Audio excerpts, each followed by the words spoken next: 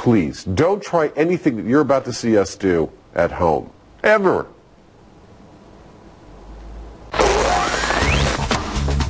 On this episode of Mythbusters, Adam and Jamie unleash a deadly myth from Supermax Prison. Are we going to try and shoot him in the head? Find out who's the origami swami in a build-off to make a lethal crossbow out of paper. You can't keep me in here, copper.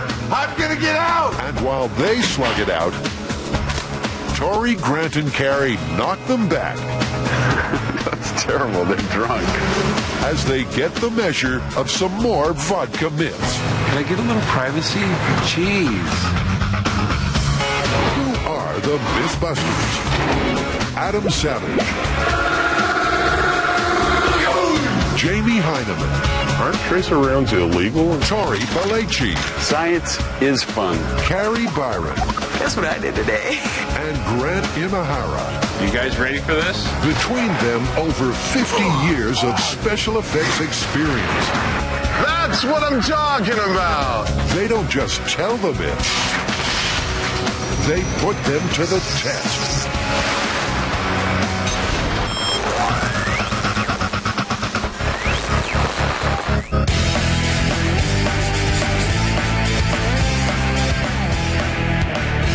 This one straight from the fan site. And I am indebted to the fan site. This is an awesome myth.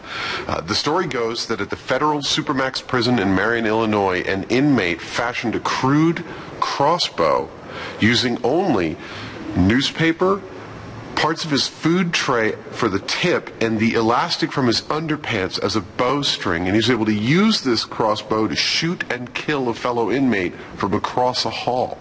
Yeah, I like this myth too. I mean, I've always had a fascination with crossbows. I've had this one since I was a teenager. That's why there are no cats left in the neighborhood. I can just see why thank you, Father. At any rate, the first thing we need to do is find a list of the kinds of things that inmates actually have access to, because there are limitations, I'm sure. Absolutely. Before they get rocking with this jailhouse myth, they want to see if it's even feasible. So Adam volunteers to spend a day behind the wire at notorious Supermax facility, San Quentin. Good morning. You're Vernell? I'm Vernell. And you are? Adam Savage. Yeah, I see your ID, sir. Oh, yes. There you go.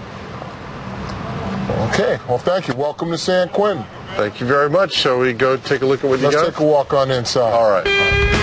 With all the security, weapons are rare behind bars, right? Wrong. A trip to the prison museum shows just how wrong.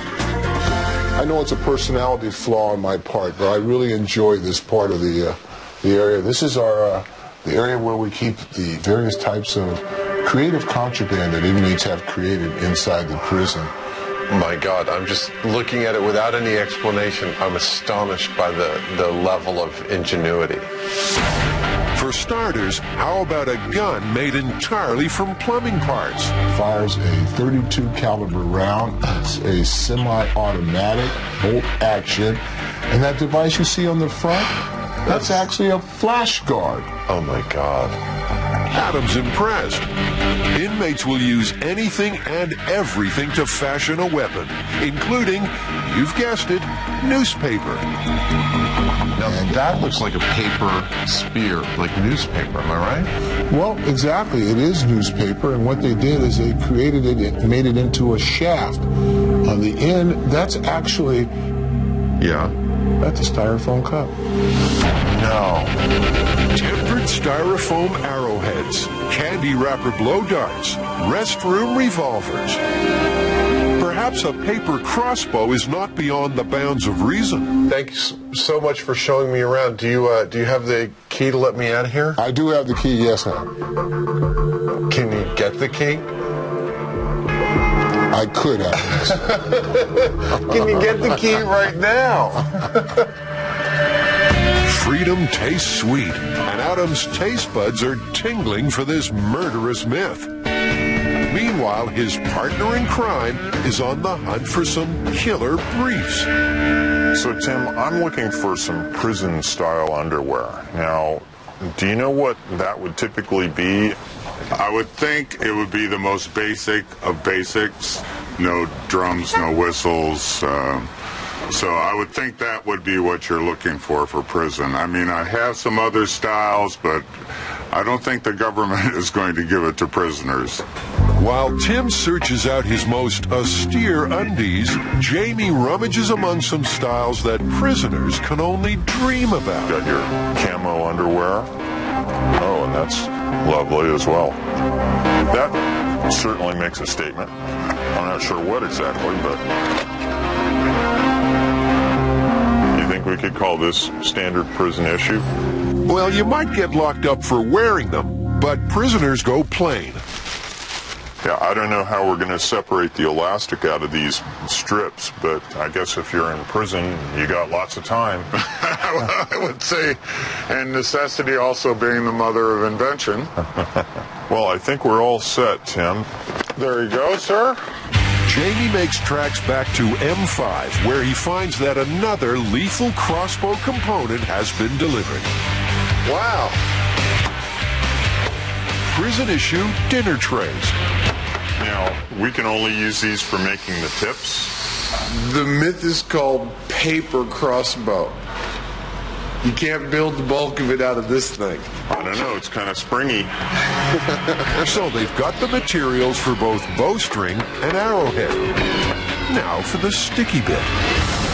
You know, there's one aspect to this myth that we have yet to deal with, and there's no information on it. It's glue. Yeah, if they had super glue, they could make something equivalent to fiberglass even. Well, I think in order to maintain the spirit of the home-built crossbow, we really should look at some kind of home-brew glue, something we made with readily available materials. Sure, there's got to be something out there. If the glue doesn't hold, the paper crossbow will fall apart. Add with it the myth. So the guys decide to try out 4 different homemade varieties. There's casein glue, made from milk, vinegar, and baking soda. I haven't really ended up with a glue. It's more of a paste. Then there's glues made from plain flour. Oh, not too much, not too much. White flour, and the hot favorite, gelatin and glycerin. I like this the best. I mean, personally, I think that's the most promising. To test their stickability, Adam whips up some simple rigs. I want to test the relative strengths of each of them. So I've made up a test rig, which is comprised of 2 pieces of wood, a handle, and a sheet of newspaper in between. He glues each of the 4 rigs together with a different glue. Then leaves them to set in a drying cabinet. I think my glue tests have dried, and now it's time to do some strength testing on them. First up on the fish scale, flour and water. That was 25 pounds of force. That's actually kind of impressive. Test number 2, flour, water, and sugar. Also 25 pounds. This is the casein glue. Yeah, 21 pounds. I mean, it was more like a paste than anything else. It just really didn't do it. Last but not least, my personal favorite, the gelatin glue. 36 pounds. We have a winner. I couldn't quite hang off of that, but that's pretty darn good. It is a bookbinding glue, and it definitely looks the nicest. Finally, there's the control test. Wood glue. It's been a while since Adam hurt himself on the show, but this setup has potential.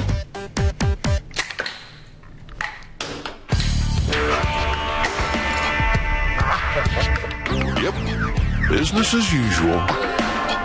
60 pounds of force across the knuckles is going to sting a little. That hurt! Check this out, Jimmy. After the break, Adam and Jamie check out a paper-cut prison style. That's nasty. And another round of vodka myths fires up with a splutter.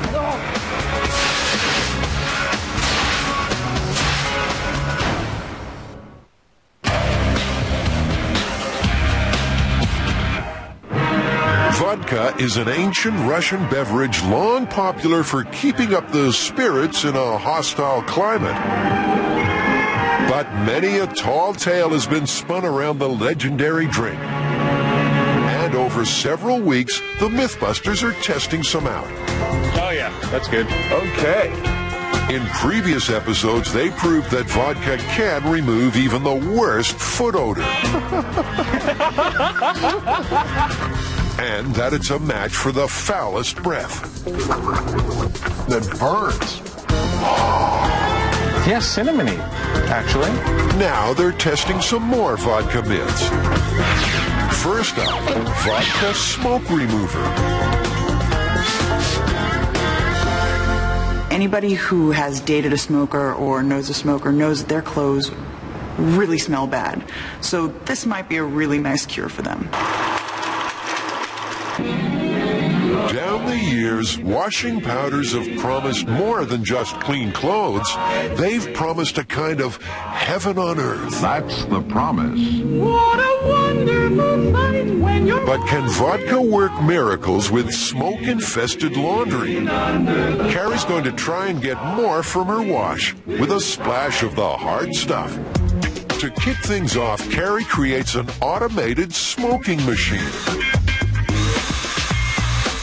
I'm going to use a little siphon and make a little airtight tube, drill some holes, put some cigarettes in it.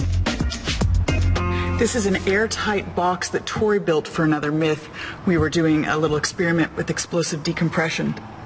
It's just big enough to hang 2 sweatshirts inside, get them saturated with smoke so that we have something to test. Sounds like a plan. In go the shirts, followed by Carrie and a lighter.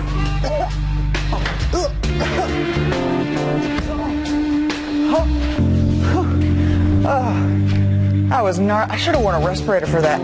Before her lungs can recover, there's an outbreak of passive smoking. Last thing I want. Oh, no. Oi, got a leak over here, too. What happened to Tori's airtight box? By the time she's done taping, her smoke box looks like Yul-Brenner's bedroom. Oh, they're almost down to the filter. I can still see some little red glowing lights right there. I can barely see anything.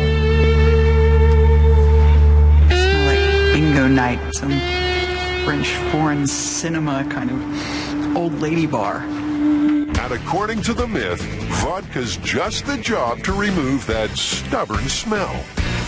2 days later, and the shirts are ripe for the picking. They both smell like ashtrays. I'm going to take them to the laundromat quickly. God, that is horrible.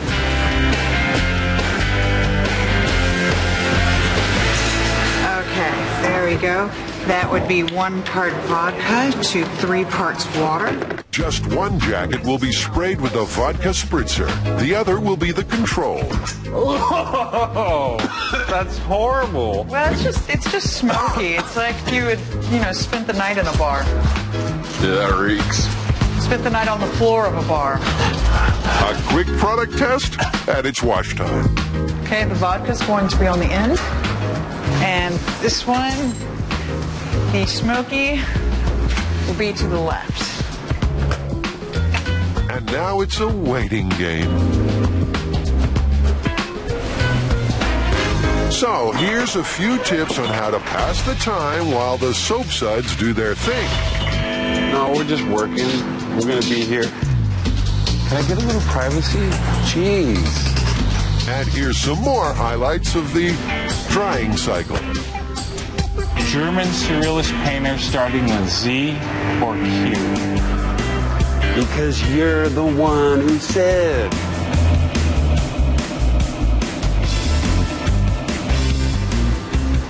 Is it done yet?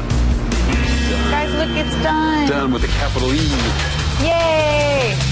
Okay, you know what I'd like to do for this one? I'd like to do a blind smell test. So I'll have you turn around, and then Tori and I will switch a room. That's a good idea. All right.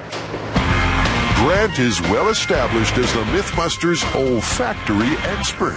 This one has a slightly oaky smell. Yeah. Shirt sniff number 2, and what's the verdict? So this is the better smelling one, right? Yep. And it's the one that we sprayed vodka on. Hey. Dun, dun, dun. Now, not that much better smelling, I want to say. But a little better. A little better. The Mythbusters are investigating the myth that an inmate at a Supermax prison was shot and killed by a paper crossbow when some intriguing footage arrives. Check this out, Jimmy. An official within the California prison system sent me this video of an inmate in the prison constructing and firing a crossbow-like weapon. Check this out. The video was shot at Pelican Bay Prison in Northern California, where modern cells are designed for maximum safety. Even so, some inmates find ways to hurt staff or each other.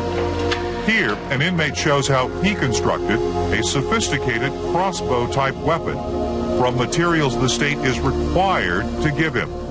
Elastic from underwear, a barrel and darts from writing paper rolled tightly, a plastic spoon sharpened as a lethal point. The weapon is engineered to fit through the door, making staff or other inmates a target. That's nasty. I think that the very first step is just to try and replicate that thing. It's a tantalizing glimpse of a paper weapon in action. But is it a crossbow? There's only one way to find out.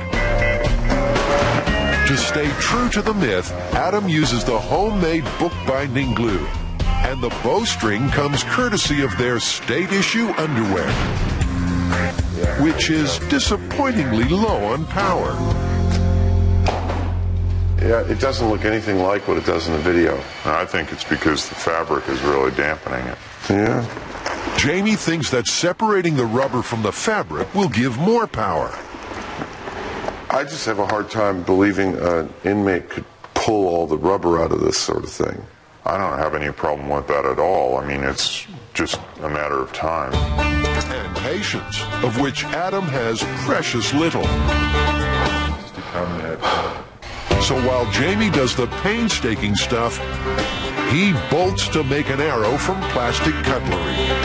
Where I'm using the sander, just picture someone rubbing it on the windowsill for a few hours.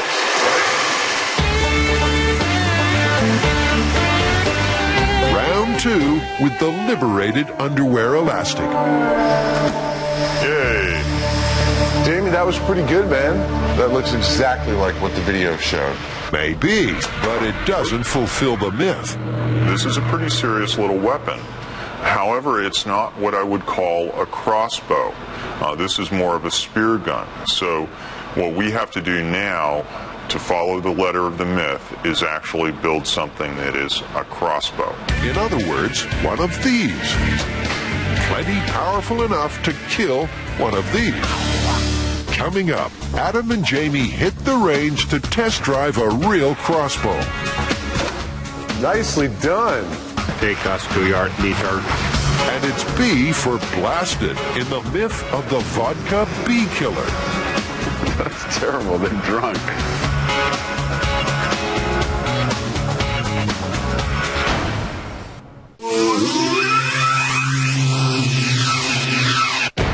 In the myth of the paper crossbow, Adam and Jamie are at Archery Only in Newark. They want to know more about what exactly they're going to be building a paper version of. The main difference between a crossbow and a regular bow is that on a regular bow, the archer or the shooter is actually going to pull it all the way back to full draw and hang on to the weight physically. On a crossbow, you physically cock the mechanism back, and you can actually walk around with the weapon cocked and locked and ready to shoot, you know, almost like a firearm. Pretty good. Have you heard the myth of a prison convict making a paper crossbow out of newspaper and shooting and killing another inmate with it? I've not, no.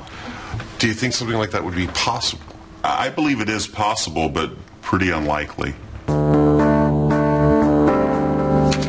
So they know what they're aiming for. They want some hard data about crossbow performance in terms of accuracy, velocity, and penetration.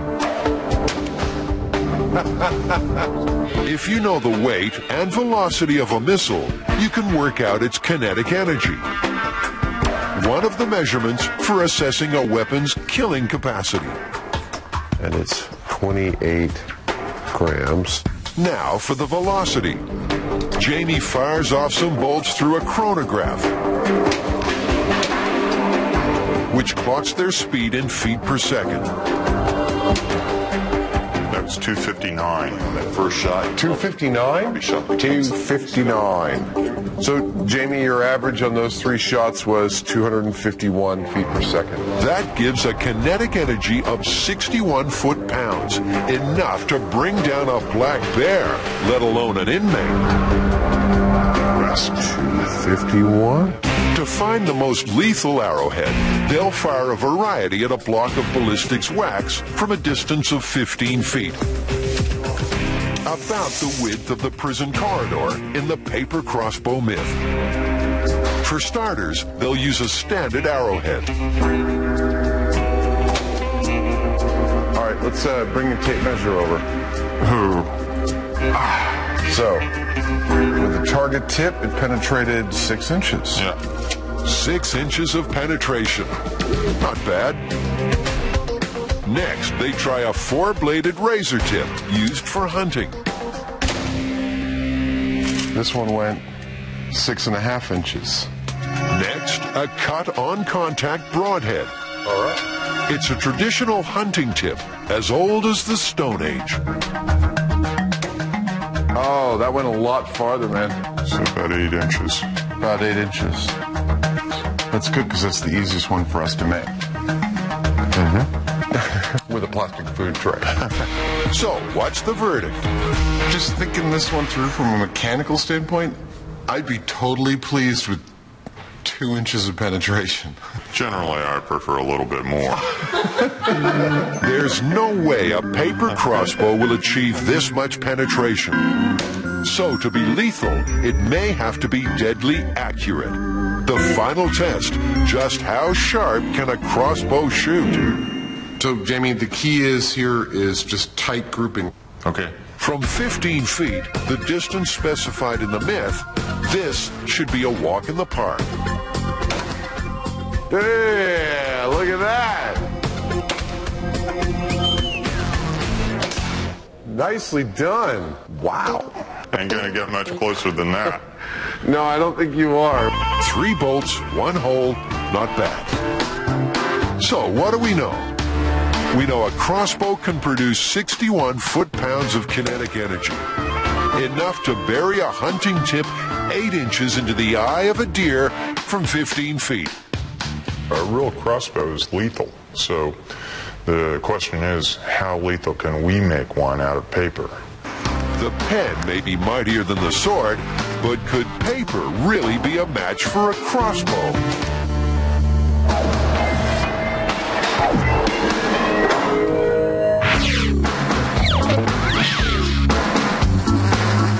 Time for another vodka myth. What if you've got an infestation of bees and no commercial bee killer? According to one myth, vodka could be your solution. One of the other vodka myths that we've heard of is that vodka could be used as a bee killer. So what I'm going to do, I'm going to build a bee box, basically a clear Plex box that will keep the little critters in so they don't come out and start stinging us. We'll fill this up with vodka and then spray it in there and see if it does in fact kill the bees. For Tori, knocking up a bee box is as simple as ABC. Breathing holes will ensure that the bees don't suffocate. No point in trying to kill bees that are already dead. There you go. You got a box, throw the bees in, close the lid, close the latch. I'm probably going to tape it up just in case. and then we'll start killing bees. Splendid. Now for a spot of bee wrangling. All right, worst case scenario, like a whole bunch of bees get into the suit and they start stinging the heck out of us. What do you do? Well, what you might want to remember is bees always fly up. So like when I'm up there in my overalls, you open up the top part and let them fly up and out, up and out. You know, run, first run, unzip, run, you know, pull off everything and they'll try to fly up. So now you know. We are ready. Take us to your leader. Take us to your leader. Laughing in the face of terror, our amateur apiarists are led to a busy hive. Whoa! Yeah! And you can see how this is all filled with honey, nectar that hasn't quite formed into honey at the moment. Dead bees walking. Now we're just going to put a few of them in the box. When is a bee a guinea pig? When it's unlucky enough to end up in Tori's bee box. Is that good? Yes, thank you, little babies. That was very kind of you. We're done with this? Trying to poke You're getting into mad. my head. Brace through your nose, dude. Before things get to the running and unzipping stage, they make a quick exit. Back at the shop, the bee governor has failed to grant a last-minute reprieve, so Tori gets down to work. I have one spray bottle filled with water, one spray bottle filled with vodka, and so now I'm going to test the myth. What I'm going to do is I'm going to spray 5 times into the bee box with the vodka, spray 5 times into this bee box with the water, and see how the bees respond to each. Okay, here we go. Vodka first. The bees are starting to roll around. That's terrible. They're drunk. It's the bee bender from hell. It looks like they're climbing the walls to get out of the liquid. So, you know, if it's going to kill them, it could be that they're just drowning in it, and that would work with any liquid. While they wallow in vodka, Tori sprays box 2 with an equivalent volume of plain water. Then he leaves the bees to sink or swim for a quarter hour, which in bee time seems like an eternity. Coming up on Mythbusters, Adam and Jamie get rolling in the paper crossbow build-off. The Red Baron. And are the bees dead as dodos or drunk as skunks in Vodka Bee Killer? Hey, I got 2 more survivors.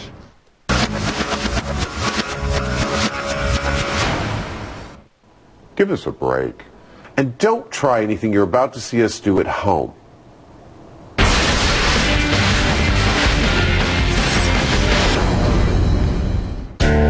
In the myth of the paper crossbow, Adam and Jamie have researched contraband prison weapons. No.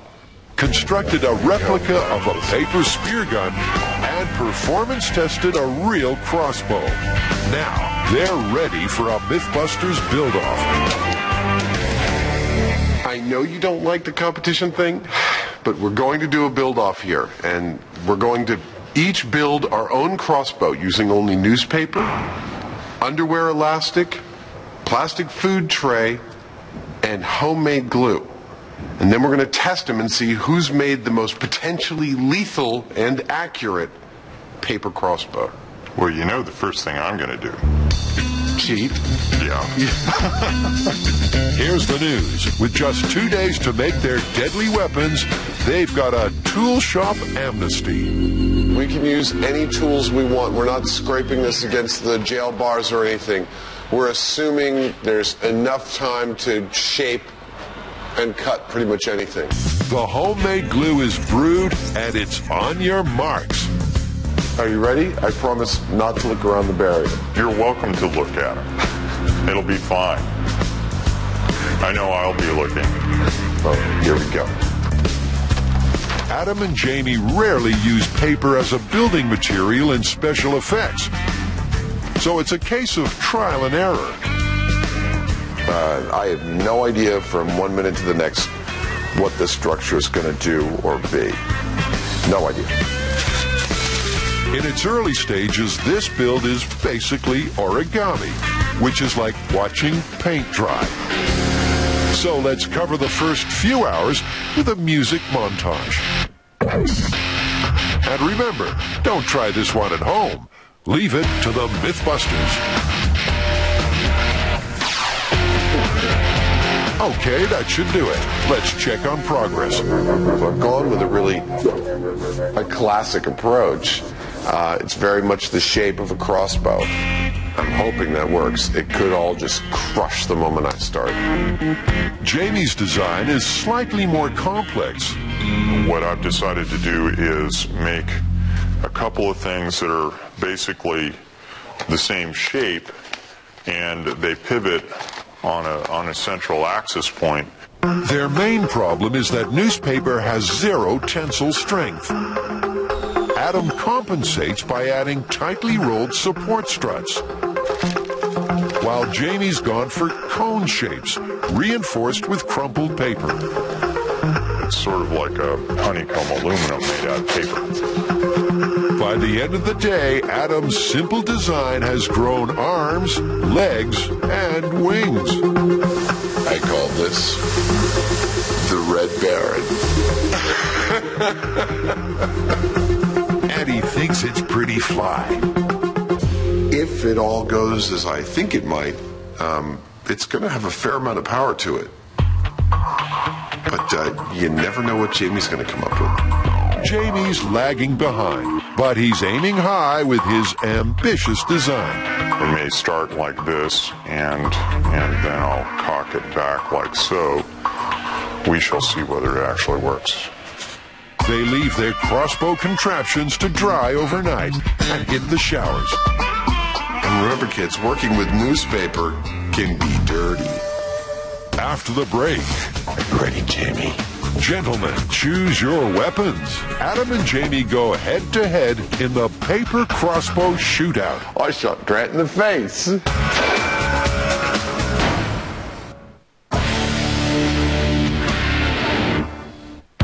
Tori's testing the sting in another tall tale. Vodka bee killer. He sprayed one sample with vodka and another with water, and he's back for a health check. We're about 15 minutes into this experiment. It looks like the water bees are doing a lot worse than the vodka bees, and I don't know why that is. Perhaps they're hard-drinking worker bees. I think what I'll do is just let this each of the box dry out, and then come back and then do a death count. What a fun myth this is. Even if the vodka doesn't kill them, tomorrow you're going to wish it had. Hey, so how'd it go with the vodka and the water with the bees? The two things that I noticed when I started the experiment is, one, when I sprayed the vodka in, the bees jumped out of the vodka onto the sides of the wall. So they got out of there as soon as they could. When I sprayed the water, they didn't move. They just kind of stayed there. So look at that guy. I think he's still alive. Why don't you do some, BCPR, BPR. All right, we'll pull these guys out, see if we can revive some of them, and then we'll count the bodies. Sounds like some kind of B-grade horror movie.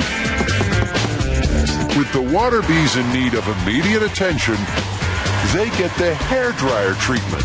Did it come out with a little beehive hairdo? Oh, behave.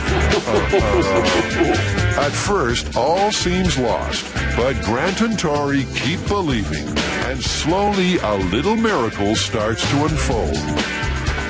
Hey, I got 2 more survivors. Apparently, bees have a waxy coating on the thorax, so though drenched, they weren't drowned. That's pretty amazing. All but 2 came back to life. Your BCPR was truly a thing to behold. You're like a bee whisperer. Why, thank you. And while the water bees were toweling off, the vodka bees were sobering up. Hey, check out these guys. These guys are kicking ass. No, that's amazing. I thought the ones that we sprayed with water were all dead. We got all but 2 revived. Yeah, and the vodka ones, we didn't even need to revive them. We didn't lose a single bee. So vodka is a bee killer. Totally busted. Busted. With a capital B.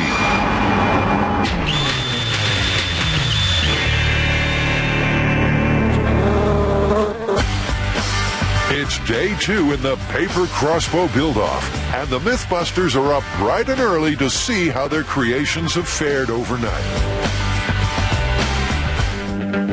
Are you ready, Jamie. Put simply, no, he's not. This thing's turning out to be a little bit unstable. I'm not really sure what to do about it. So basically, I don't have anything to say about it. I'm trying to fuss with it. While Jamie's in a flap, Adam's flying. With time to spare, he uses the remains of his dinner tray to add a bona fide firing mechanism.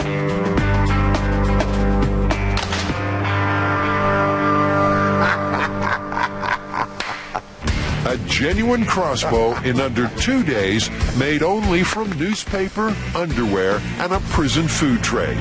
No wonder he's pleased. I can't wait to shoot this thing.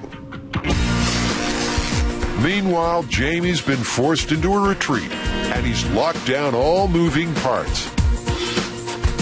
With time running out, he adds support struts to strengthen his now rigid 4-cone structure.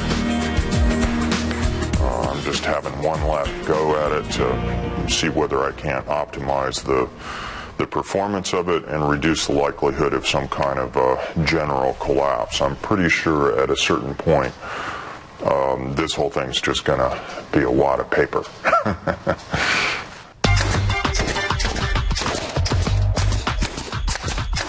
Adam's already at work on the set. It is the perfect prison color. I call this lockdown green. One prison door. You can't keep me in here, copper. I'm gonna get out. With only minutes remaining, Jamie fashions a plastic bolt and attaches the bowstring. Well, time to walk away. According to the myth, the paper crossbow killer unleashed his deadly missile from behind his cell door. 15 feet away, it struck and killed its target, played by inmate Imahara. All right, well, where are we supposed to... Are we going to try and shoot him in the head? Yeah, I mean, I think if you're going to try and hurt somebody, shooting him in the face. No sooner said than done. For a control, Adam fires off a headshot from a regular crossbow. 3, 2, 1. Nice shot. I shot Grant in the face. The chronograph measures 251 feet per second, and at 61 foot-pounds of force, that's a carbon copy of the archery shop results. I got it right in his left nostril. Dude, that is so going right in his nose. You gotta come here and check this out.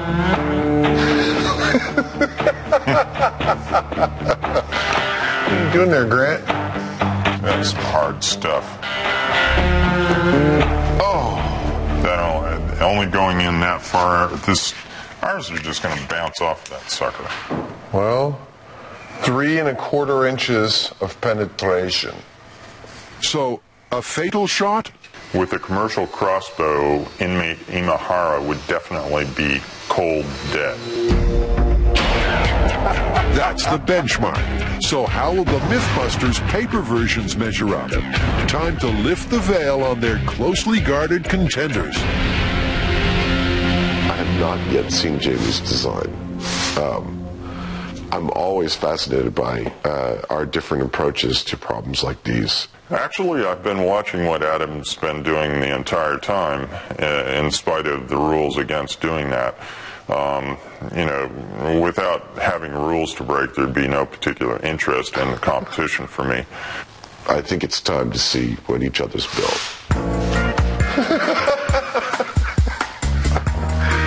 Dude, if the full draw of the bow makes it collapse, is candy gonna pour out? I'm sorry, I've already tried it. I've shot it a few times. Oh, really? No, I'm kidding. Wow, that's pretty good. Could Jamie be staring down the barrel of a rare defeat?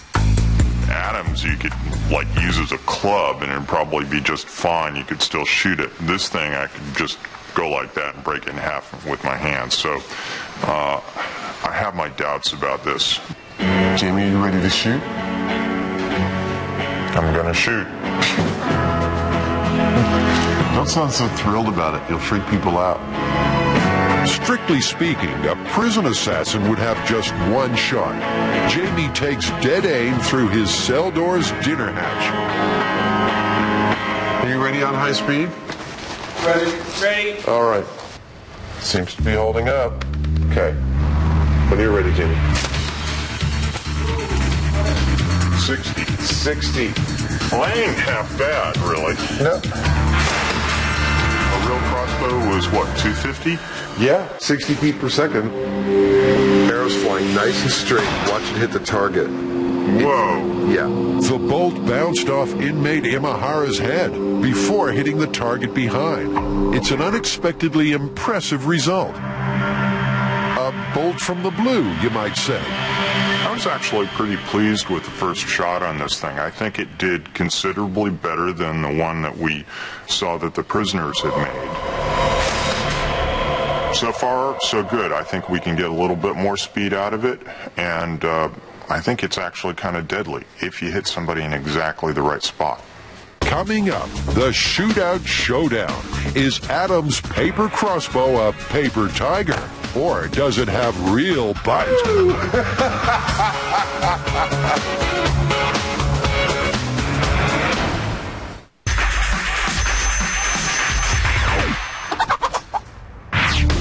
Jamie's paper crossbow has confounded the critics. His very first shot struck inmate Imahara at 60 feet per second. People were giving me a hard time saying, wow, is candy going to fall out of that thing? It looks like a piñata. But it has actually held up. With a little bit more practice, maybe a little refinement on the device, it could quite possibly do some serious damage to somebody. Happy days.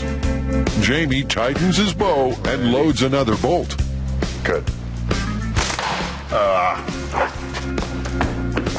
Let's go again. 68 feet per second. Okay.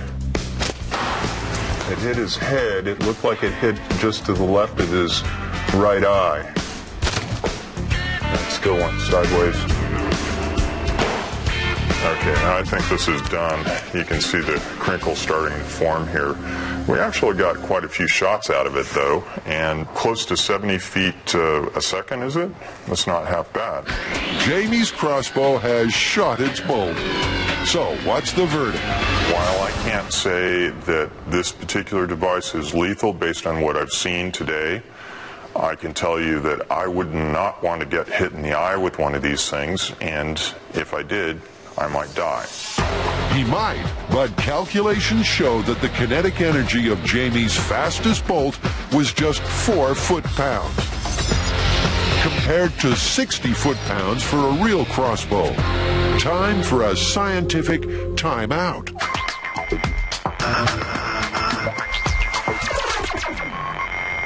I found a chart that lists the kinetic energy in foot-pounds of the average amount that you need to take down certain kinds of game. Less than 25 foot-pounds of kinetic energy is only good for small game. 25 to 41, medium game like deer or antelope. 42 to 65 foot-pounds, large game like elk and black bear.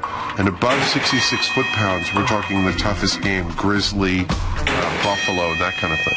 Well, I would say that a human would qualify as medium game, actually, because, a full-sized deer can weigh as much or more than a human. So, according to the official numbers, Jamie's paper crossbow could only bring down small game, notwithstanding a 1 in a million right in the eye shot. Over to Adam, our second would-be assassin. All right, I am ready to fire my crossbow, which I have nicknamed the Dreamcatcher. Dreamcatcher sounds about right. For this myth to be plausible, Adam must combine more power with deadly accuracy.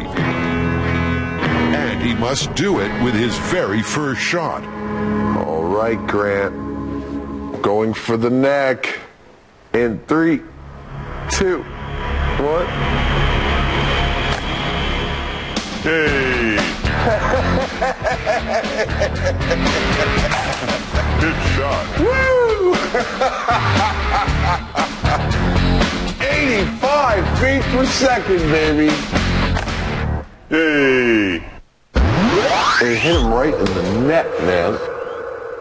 Oh, man, look at that. Right in the jugular.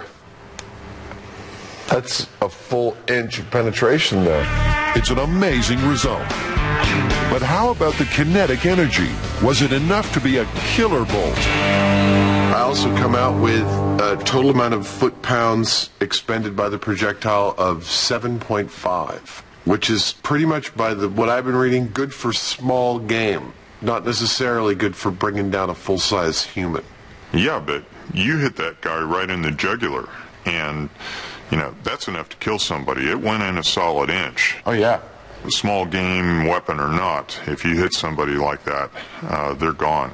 There we go. In the interests of science and shooting stuff, 91. Adam pushes his paper crossbow to the limit. What did I hit? You shot the apple box. All right, going again. Yeah. I think we've exhausted all of the power of this thing. But I got up to 91. In the end, like Jamie, he could never quite match the high of that very first hit. I think it's notable that both his and my crossbows performed much better on their first and second shots than they did ever again. That's a real key part of this myth. Making a paper crossbow, it's a one-shot deal. I mean, maybe you can hide this somewhere, but as soon as you shoot it, they're going to know you have it. So you better get it right on the first shot. Which is exactly what he did, making Adam the undisputed paper crossbow champion. Adam, what do you think we should call this one? I mean, we can't call it confirmed because we couldn't find a single case where somebody had actually been killed by a paper crossbow. We couldn't even turn up one where someone had been seriously injured by a paper crossbow. I'm actually super impressed with the amount of power we got out of these on our first attempt at it. I mean, 7.5 foot-pounds. Granted, that's far under the 25 foot-pounds that was recommended for bringing down medium-sized game, but still, my shot at inmate Imahara's throat, I think would have brought him down. I'm really leaning towards plausible. Yeah, that was a lucky shot. I guess, accuracy is the key here, and you get a small, sharp object going pretty quick. It's plausible. Yeah, I think it's plausible. Unlikely.